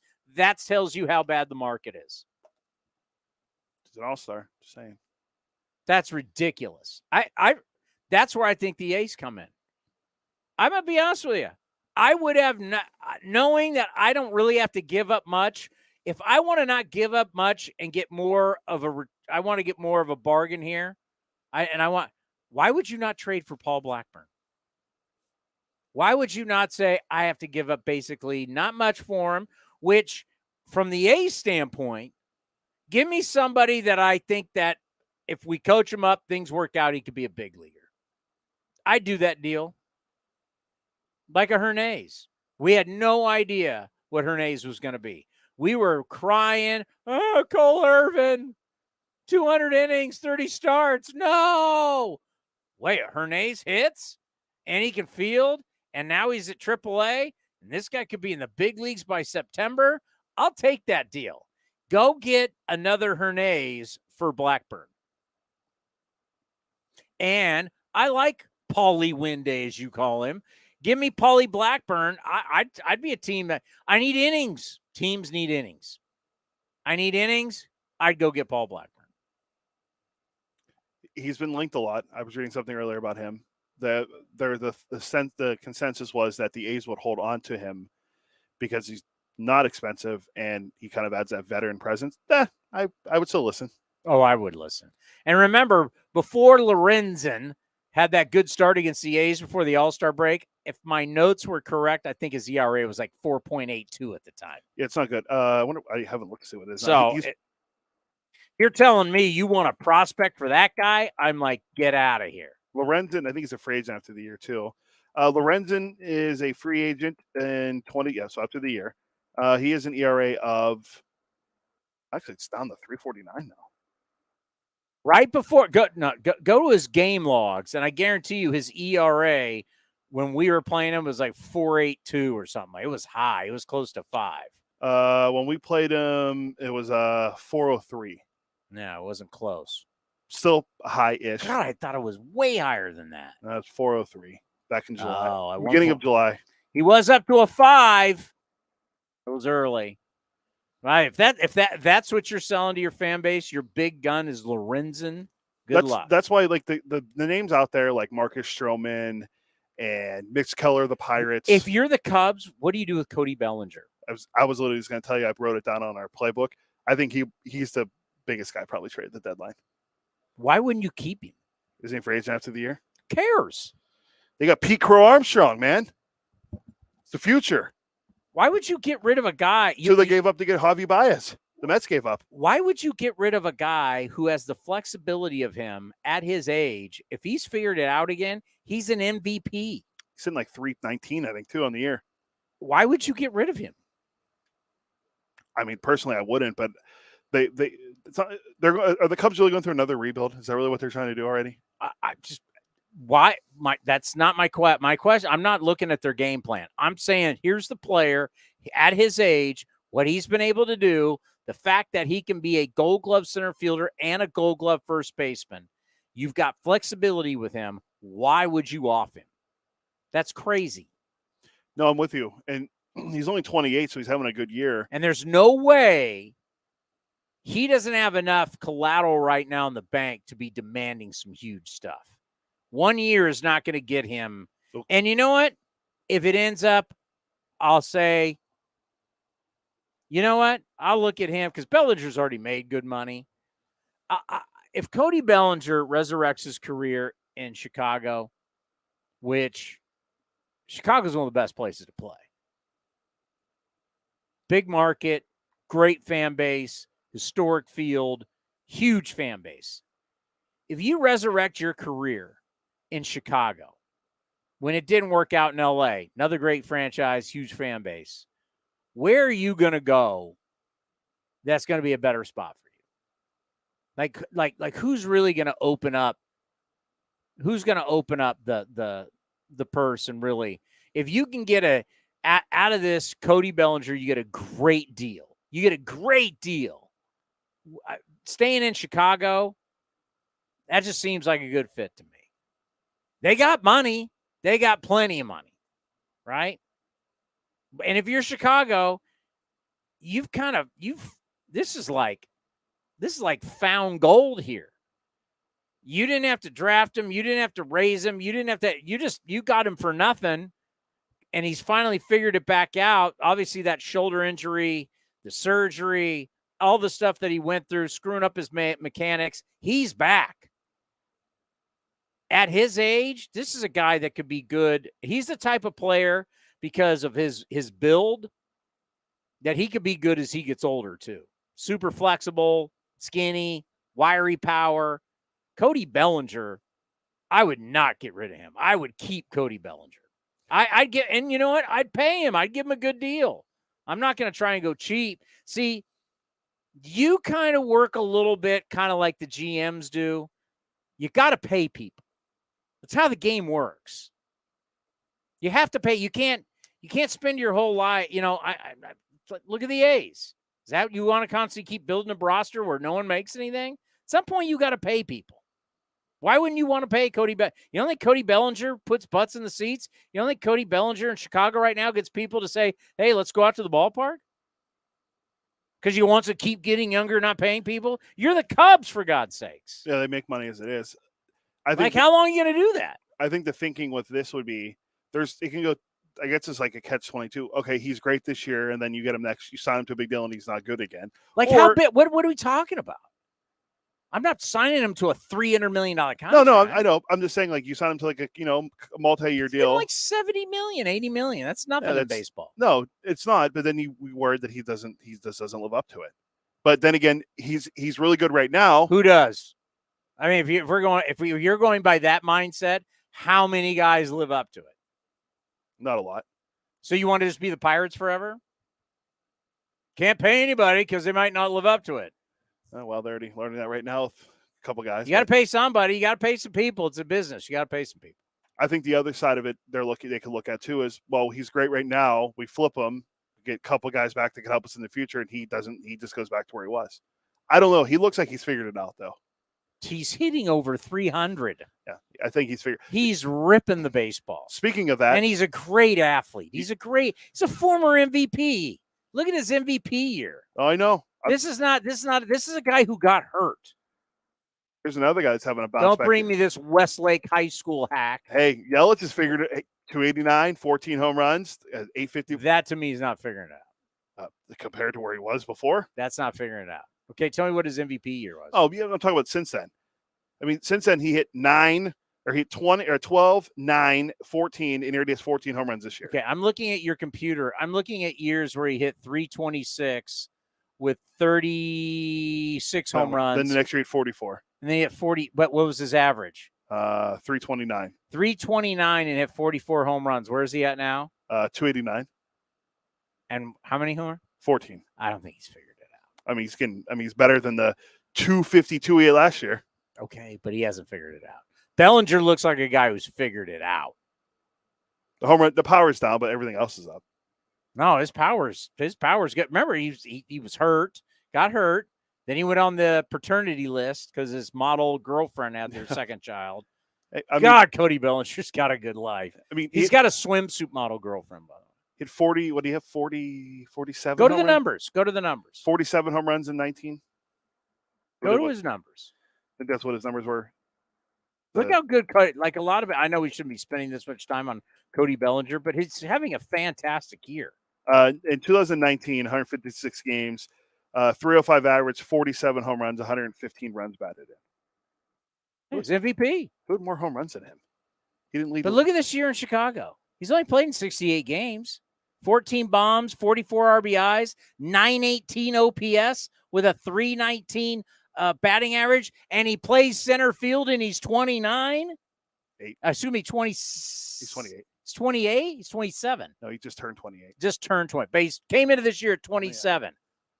He's in his prime. The biggest thing for me. He's in his – listen to what you were saying. This is a guy in his prime, and you're like, I don't know. Where are you going to find a guy in his prime who can play center field like this, who could play Gold Glove first base, and you're just going to ship him because prospects? Like, man, this is the problem with our game. Why would you give up something like this? I'm just impressed with the 48 strikeouts because he was a guy that was just up there, seemed like every time, all the time, 3 out of 4 bats. He hurt his shoulder. They didn't have the surgery. Remember, he hurt it during the 2020 World Series. Yeah. Like, look at his numbers, man. You'd give up on that. The guy's in his prime. I'm just glad he's back to where he was because he went from hitting 305 to 239, 165, 210. Yeah, it was terrible. It was terrible. Oh, we got Bill. I said it earlier, Bill. We've always loved you and you've meant so much to this program, but now you mean more than ever before. It's your job, not Ed Sprague, not the coaches. It's your job to go find us players who can be athletics and help us win at this level. Yes, well, I'm glad I could contribute to the new look Oakland A's, but obviously the A's minor league staff's been doing a job of developing these guys like Geloff and Soderstrom, who are now there, and you're finally getting to see them. Obviously, it looks like Geloff's ready. Soderstrom's still just 21, might need a little more time, but there's more guys in the pipeline too. Now we've got Lawrence Butler down at AAA Vegas. We've got shortstop Darrell Hernandez down there at AAA Vegas. Kyle McCann, the left-handed hitting catchers, hitting 290 at Vegas. Also, you got a guy like Max Schumann. He's hitting 300. He's got an OBP of 400. A little older guy down at Vegas. So there are guys in the pipeline. There are more guys coming. So, I think this is a good time to keep your eye on the ball and get excited about the new guys on the way. And, hopefully there'll be, after the trade deadline, maybe there'll be a little more room for some of these guys as well, if we're lucky. Editor-in-chief of Athletics Farm. You go to @Athletics Farm. You're speaking my language because I've been calling for it for a long time. Well, first off, let's start with this. As somebody that has dedicated your life to this, what does it mean to you when you do see the guys come up? And let's take a guy like Geloff, and Geloff comes up and has the success. How much fun do you have watching that? No, it's really satisfying. I mean, a lot of fans don't follow the prospects quite so much, and they see a young guy come up, and yeah, it's good to see him doing well. But obviously, you've been following a guy for a couple of years. It's even more gratifying. I mean, going back a little bit, I remember when Matt Olson and Chad Pinder were living in a 2-bedroom house in Stockton with 3 other guys. People are sleeping on the couch, and I'm down there interviewing them in Stockton, when those guys are really roughing it. To see guys like that years later finally make it to the major leagues makes it so much more rewarding and so much more fun when you finally see those guys breaking through, and then you're able to see them in the clubhouse and, remember how things were a few years ago. And it's just so gratifying to see that story, that climb up to the top of the ladder when, a lot of guys don't make it. And when they do, it's exciting to see that. And it's even more exciting when you see the journey that they went through to get that. It was by no means certain that even Matt Olson, as great a player as he was going to make it to the major leagues. I don't know if you remember, they called him up and sent him back down about half a dozen times before he stuck, so to see a guy like that go through what he went through, to stick and to be the success he has, it's just so gratifying. Hopefully we're going to be able to say the same things about guys like Zach Geloff, guys like Tyler Soderstrom as well. But, when you're in a rebuild mode, I mean, those are the things you have to kind of cling on to. Those are the things that are fun, that make it worthwhile. You've said it a million times. I don't want to go out to the park and see a bunch of mediocre veterans. I want to see some young guys, even if they're still learning and they're struggling on occasion. It gives you something to pay attention to and look forward to and get excited about anyway. Human beings live on hope, and you don't have a lot of hope when there's a lot of mediocre veterans in the lineup. You do have hope when there's young guys in the lineup anyway. We sell two things here at A's Cast Live: hope and worry. Two things. Right now, we're selling hope. And you got plenty of them in stock right now, too. All right. I'll tell you, the whole Matt Olson thing, I learned a lot. Now that Bob Melvin's not here, I can kind of tell some of my secrets. I think the way we handled Matt Olson was atrocious. I think the front office really screwed it up. That whole back and forth to Nashville, even worse. That's where sometimes I don't give the front office, they don't deserve the credit, because they were putting him out in right field. He was out. You're talking about one of the premier defensive first basemen of his time in the game of baseball. His organization was putting him out in right field, and it was Bob Melvin who's texting him in the minor leagues saying, "Don't worry about it. You're the first baseman of the future. You're the first baseman of the future." I mean, how bad is it that you're taking one of the premier first basemen of his generation, and in the minor leagues, you are sticking him in right field? It's like, how clueless. That was clueless. It is what it is. It was clueless. So sometimes, when people want to take all this credit, well, we drafted this guy to we followed the journey a little bit more than that. And I think it really said a lot about Matt Olson, the adversity he went through of being put in right field and having to go to Nashville back and forth and back and forth. I think the player he is today is because of the makeup and what he battled through. I think no question about it. And I look at guys now, and for Geloff, the thing that you like is when someone like you, Bill, comes on and says, this is what the guy does. And so many times we see the guy come up and then he's not that guy. Geloff has been everything people has said. He's got size. He's athletic. He's fast for his size. He's got power to right center and to the opposite field. He can pull it. Like everything that you've talked about, we have seen so far. Yeah, I think it goes to this sort of intangible thing that can't be quantified by analytics, which is when a guy just really kind of knows what he's doing and has a professional approach across all aspects of the game. Those are the guys that tend to succeed. Zach Geloff got a lot of great tools and skills, but he's not, the most overwhelming specimen, but he knows what he's doing. He knows how to hit. He knows how to play in the field, and even when he doesn't succeed, he knows how to make the most of it, and he knows how to come back and bounce back from that as well. And guys who have those sort of intangible qualities gives them a little better chance of succeeding despite their skill set, despite their tools, whatever they are. And I think Geloff is one of those guys that just always seemed to know what he was doing, looked like he was ready for success. So, some guys it takes a little longer to develop some of the skills needed. But I think Geloff always looked like a bit of a polished player from day one. But, when you talk about the front office and some of the decisions that have been made in the past, I agree with you on the Matt Olson thing. And I remember talking to Matt Olson down at Nashville when he, had been sent back down there for about the fifth time. And, he said, I'm tired of getting on a plane back to Nashville. It's pretty dispiriting, and when you've got a guy with as much raw talent as that, I think we'd all rather see him just given a clear shot. If he fails, he fails. But, give him a clear shot. Give him a clear opening. And when he finally got that, he did succeed. And just to go to something recently, when the A's called up Jonah Bride when Ryan Noda went on the injured list. Look, Jonah Bride's a great guy, nice guy. We've seen him before. We know what he's capable of and what he's not capable of, right? We're not going to see, some dramatic new Jonah Bride. Why not call up in that situation Kyle McCann, the left-handed hitting catcher who's hitting 290 down there, who hasn't had a shot in the big leagues yet, Why not in that spot take a flyer on a guy who hasn't had a shot yet, see what he can do. Maybe he can break through instead of making that conservative choice to going to a guy who's been pretty mediocre in the majors and, isn't really going to offer you anything. And you're not really going to learn anything from having him on the roster for a couple of weeks. Give a new guy a shot. Let's see what he can do. Roll the dice a little bit. This is the time to not be so conservative. What do you got to lose? What are you worried? You're not going to, get to 250 winning percentage. I mean, what are we worried about here?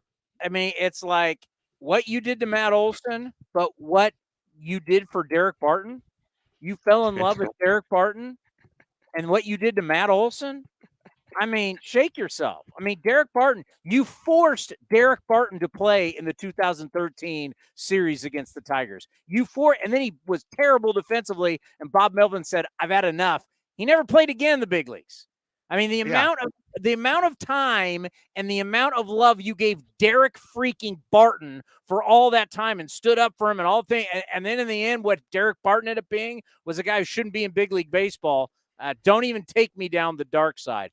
I want to talk about a guy because Lawrence Butler, we all get it. We've seen it. We get it. I think to give the front office a boatload of credit, when Cole Irvin was traded, it was upsetting, right? You're like, he's cheap. It's 200 innings. It's 30 starts. It's what this team needs. And who is Darell Hernandez? Who is this guy? I don't know. He's not one of their top prospects. What are we doing? All he has done is hit. Bobby Crosby was on this show. Bobby loves him. Hernandez is a guy that, I don't know, can he be a big league shortstop? If he hits, you're going to find a spot for him. Just what have you seen from AA to AAA, and how good do you think he can be? Well, I agree with you because when the A's traded Cole Irvin, Darell Hernandez was, I think, the 16th ranked Orioles prospect. 15th or 16th, yeah. Yeah, he wasn't high up there. And, I thought the A's pitching was going to be pretty shaky this year, which it turned out to be. And I thought, why do you want to trade your most reliable starter for a number 16 prospect? But it turns out the A's didn't know what they were doing here. Give the front office credit. They saw something in Hernandez, and you couldn't have expected better from him this year. He's hitting about 325 on the year between AA, AAA. He's still hitting over 300 since the call up to AAA. I think he's got, a few extra base hits in his first few games there. He just seems to be, a real hitter. And the guy still hasn't turned 22. He'll turn 22 next week. Still just 21. Questions about whether he can play shortstop long-term. But you know what? Do the A's seem to have a long-term answer at shortstop right now on the big league answer? No. Do they have a shortstop who can swing the bat at all? No. Well, then why not give this guy a shot before the season's through? He's done nothing but hit over 300 all season. Let's put him in the big leagues in September and see if he can play shortstop or not. I mean, we've had virtually no production out of that position for a good while, and here's a guy who can swing the bat. Why not roll the dice? Put him out there in September, see what he can do, see what he's capable of, and then at least you'll know a little something more about that position heading into next year, because it sure doesn't look like Nick Allen or Kevin Smith are going to be a long-term answer at that position. And, Darell Hernandez is the next closest potential answer. So why not at least spend the final month of the year finding out what this guy can do at the big leagues? Again, the promotion to AAA hasn't slowed him down in the least. He seems to be on fire. He seems to be excited. He seems to be confident. And I think we all know that when a player's feeling confident, that's probably the most important component to his success at any level in baseball. The great thing about Marcus Semien is that Marcus Semien is a terrific athlete. So Marcus Semien really is the type of player that you can kind of put anywhere. Like he could, where do you need him? He'll figure it out. At some point, he'll figure it out. He's now figured out second base. Wash helped him figure out shortstop. I guarantee if you put him out in left, I would be confident at some point you could put him in center field. He's not going to kill you. What kind of athlete is Hernandez? Is he kind of like a Marcus Semien? Is he good enough that we'll find a spot for him, can put him in a lot of different spots? I mean, it's a good question. He really hasn't, he's so young. He really hasn't played that much pro ball. And honestly, he really hasn't played around the diamond much. So he's started, I think, all but like 3 games at shortstop this year. So the A's have been leaving him at shortstop throughout the season. Whether or not he can play anywhere else, really, it's just to be determined. He's really so young and such an unknown quantity at this point. I think we just don't know, but I say give him a shot at shortstop, see if he can handle it. If not, I think the most logical position would be, second. We're probably going to have Geloff there. Well, maybe you can move him to third. If that doesn't work out, try him in left. If the guy can swing a bat, on this team, you got to be able to find a place for him somewhere. And if he's a professional athlete, he can figure out how to play somewhere. He might not be a Gold Glover, but if you can hit, you can probably find a position on the field to play well enough to stick anyway. Yeah, you start thinking about Geloff and Soderstrom, and you start talking about Lawrence Butler and Jordan Diaz, and let's say Hernandez is one of the. They're all their ages are between 23 and 21, and you just start thinking of what kind of core is actually being built. It could be something real special. Lawrence Butler, continues to be Lawrence Butler. We've been talking about him since he took over spring training, and ever since spring training, he's been the guy. Just talk about the season he's having. And he was just called up to AAA Vegas a couple weeks ago. Hasn't missed a beat. I think in his first 9 games at Vegas, he's got 4 extra base hits, and he's stolen 6 bases in his first 9 games. So the speed is there. The power is there. He's got an ability to play in the outfield. He's been playing a lot of center field this year. He's also spent a lot of time in right. So, there don't really appear to be any big holes left in his game. And to go up to AAA, play with the confidence he's been playing, to just go out there and start swiping bases almost every game, and hitting the ball hard every game. And, you've seen Lawrence Butler in spring training. The guy plays with confidence. He's an excitable player. He wants to be out there under the lights. He wants to make things happen. I'd love to see him in September too. Why not? Give him a shot. Give him a look. It's not like, the A's are going to have 3 solid outfielders they can count on every day. I think, probably suspect Laureano and Seth Brown might not be in the mix next year. We've got Blade. We've got Rooker. We've got your guy Cody Thomas up there now too. But there are room for more outfielders. I'd love to see Lawrence Butler in the major league mix next spring, fighting for a job. Why not? What if you had 4 outfielders and you had Butler, Blade, Rooker, Ruiz out there next year in the outfield mix? Maybe you got Geloff at second. Maybe you're giving Hernandez a chance at short. Maybe you got a Jordan Diaz or a Brett Harris getting a shot at third. You could have Langoliers, Soderstrom, Kyle McCann in the catcher, first base, DH mix, along with Ryan Noda. I'd love to see him throw Max Schumann in there, who's hitting 300 with a 400 on base percentage. He can play almost any position on the diamond. Put him on the roster. A roster like that, to me, would be fun and exciting to see next year. And you know what? It might just end up having a better winning record than the team does this year, too. I'm not saying I want to get into a time machine and go forward, because I love football, and football season's coming. My favorite holiday is Halloween, then Thanksgiving, then Christmas. But after what you just said, I'm ready for spring training. Yeah, so am I. And why not go with that plan? I'm just hoping they don't go out in the offseason and sign another Peterson or Diaz or something. Write it down. I want you to write everything. You know what, Cody? Make sure everything he just said gets on paper, and we're going to give it to David Forrest going, this is exactly what I want to see. I want to see a bunch of young guys competing against each other. I'm going to go Jim Harbaugh on you. Iron sharpens iron. I want to see all these. I don't want one old guy. Well, you got to have one old guy. Find an old guy, whoever you want the old guy to be. And they're not old. We're talking about a guy in his 30s. But I want a bunch of young 25 and under guys fighting like hell against each other to make the 26-man roster. And that team, let that team loose on Major League Baseball, because at some point, those guys will figure it out, and then they'll be tough to beat. And the thing is, I want to see a roster where all the guys are full of potential anyway. Maybe some of them realize it, maybe some of them don't. But put them out there, let them play, see whose potential flourishes and manifests, and run with that. But have a roster full of guys that have an upside, not just sort of safe, moderate, mediocre veterans. Young guys with potential. And you know what? You know as well as I do. You have a roster full of that. Those guys are going to be excited to be on the field every day, and they're going to make each other better. They're going to be excited. They're going to want to prove themselves, and they're going to be greater than the sum of their parts, And the A's have enough guys like that to go out and do that next year, and there's no reason not to. There's nothing to lose. It'd be one thing if this team was winning and you don't want to, risk something, but do that.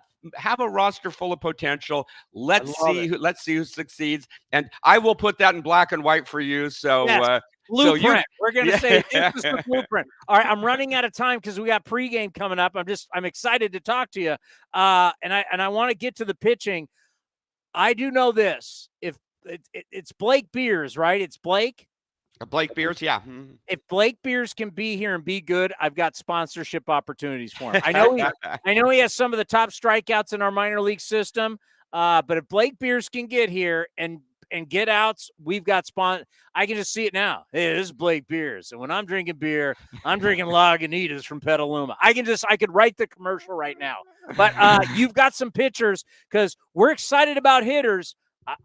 I don't hear a lot of excitement about pitchers in our system. Tell me who you're excited about. Yeah, well, as you know, most of the A's top pitching prospects have already, been at the major league level this year. Waldichuk, Muller, Tarnock, Miller, maybe not all panning out as one would hope, but you got to look at the guys at the next level beyond that. So I just put a piece up on my Athletics Farm site detailing the top performing pitching prospects in the system this year. And one of the top guys, I mentioned to him, I think one of the last times we talked was Joey Estes at Midland. The guy's just Braves, right? Yeah, I came over from the Braves in the Matt Olson deal. One of the names that wasn't at the top of the list. And last year, as a 20-year-old, Estes was really the most reliable starter at High A Lansing. This year, as a 21-year-old, he's been the best starter at Double-A Midland. The guy's got the best whip of any starting pitcher in the A's minor league system. He's got the third best ERA of any starting pitcher in the A's minor league system. His ERA is around 3.40 at Midland. He's just been really solid and dependable. And again, he's just 21 years old. He seems to have a knowledge and a feel for pitching. And he's got good command. He doesn't walk many guys at all, which is always good to see. Thank you very much. And there aren't a lot of 21-year-old minor league pitchers who don't walk a lot of guys. And I'll tell you, Joey Estes is one of them. I think his strikeout to walk ratio is at least 3-1 anyway. So that's good to see. That. Joey Estes, Double-A, he should be, in a position to be, at least close to major leagues next year. Also, a guy, Jack Perkins. He was the A's 5th-round draft pick just last year out of Indiana. Got off to a blazing start at High A Lansing, had a 2.50 ERA at Lansing early in the season. He's been promoted to Double-A Midland. On the season, he's got the best ERA of any pitcher in the A's minor league system. He got an ERA at 3.18, and he was drafted just last year and is now at Double-A. So Jack Perkins is also a guy to keep an eye on. And then just one notch below that, Jose Dicachea, who was drafted a few years ago by the A's in the 8th round out of high school in Arizona, had Tommy John surgery, was laid up, but he's been one of the most effective pitchers in the A's minor league system this year. Got off to a great start at Stockton. He's now at Lansing. He's got an ERA just a little, I think it's 3.18 as well. He's just a fraction behind Jack Perkins, and Dicachea has been striking out 9.5 guys per 9 innings this season after coming back from Tommy John surgery. So he's been doing really well. He's up at Lansing now too. So if he can stay healthy, he's got the stuff and the ability to move up pretty quickly. So after we had the Mullers and the Waldichuks and the Tarnocks and the Millers, I think some of the next guys to keep an eye on are Joey Estes, Jack Perkins, and Jose Dicachea, who are all having really great seasons in the A's minor league system this year. We haven't seen a lot, but what we've seen so far, I like Freddie Tarnock. Big guy, big arm. How did you like him? Yeah, I think he's got real potential. I think he's got a good attitude. He's a fighter. Adler seems like he wants to be out there competing. Hopefully they're going to give him enough innings, give him a shot to get out there and show what he can do the remainder of the season. I think he was a little bit of an underrated talent, and the pitching staff is not overwhelmed with, extreme talents at this point. I'd like to see Freddie Tarnok given as much of a shot to see what he could do. Maybe, I know he hasn't been stretched out much, but maybe, use him as an opener, get him a couple innings to start a game or something before flipping it over. But I think, he could have potential as, maybe not a dominant pitcher, but a solid arm in the A's staff going forward anyway. Well, I got a lot more questions, but we got to get to the pregame show. You have always been important for our program, but you are now far more important than you've ever been before. You, my friend, need to help figure out, especially with all of these pitchers that they drafted and the college pitchers. I've been trying to tell people, you're a college guy in this system.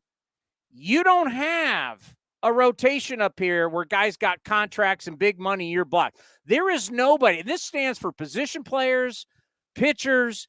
This is like you've got a yellow brick road leading to Oakland. There's nobody standing in your way. No one's got a 10-year, $300 million contract. No one's blocking you. This is on you. I wish I could stand up in front of the draft class and go, you want to be a big leaguer? It's on you. Nothing's blocking you. And I got to think, Bill, you've got to expect for some of these pitchers, especially the college guys, it shouldn't take long. Well, like I just mentioned, Jack Perkins, he was just drafted last year. He's already a Double-A Midland. That's not that far away from the major leagues. If you're drafted, you come out and pitch well, there is a clear path straight to the big leagues for you at this point.